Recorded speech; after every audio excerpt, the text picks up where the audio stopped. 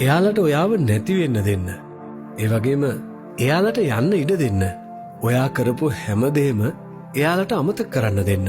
ඔයා කොච්චර කරුණාවන්ත කෙනෙක්ද කියලා ඒගොල්ලන්ට ටික ටික තේරෙන්න අරින්න. මොකද දන්නවද? ඔයාගේ විදිහ කාටවත් ඔප්පු කරන්න ඕන දෙයක් නෙවෙයි. ඔයාගේ වටිනාකම කොහොමත් ඔයාට තියෙනවා. සමහර වෙලාවට අපි කැමති අයට යන්න ඉඩ දෙන එක හරි වේදනාකාරී. ඒ වුණාට ඇත්තටම ඔයා ගාවට එන්න සුදුසු අයට ඔයා ඉඩ හදලා දෙන්න වෙනවා.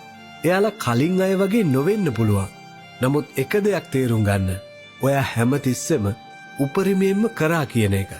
යන්න අවශ්‍ය අයට යන්න දෙන්න. ඔයා ඔයාගේ ගමන විශ්වාස කරන්න. ඔයා වගේ කවුරුවත් එයාලට ආදරය කරන්නේ නැහැ කියලා එයාලා කවදා හරි දවසක තේරුම් ගනේවි. ඒගොල්ලන්ට ඔයා හිතන විදිහටම හිතන්න වෙන දවසක් එයි. කවදා හරි දවසක ඔයාගේ වටිනාකම දන්න කෙනෙක් කවදාවත් අත්හරින්නේ නැතිව ඔයා ළඟට ඇඳිලා ඉඳී. අන්න ඒ දවස එනකන් ඔයා අවදානෙන් ඉන්න. ලස්සන වෙන්න, දීප්තිමත් වෙන්න, ශක්තිමත් වෙන්න. කාටවත් ඔයාගේ වටිනාකම ප්‍රශ්න කරන්න බැරි වෙන තරමටම ශක්තිමත් වෙන්න. ඔයාගේ ගමන මෙතනින් අවසාන වෙන්නේ නැහැ. ඒක මෙතනින් පටන් ගන්නවා විතරයි.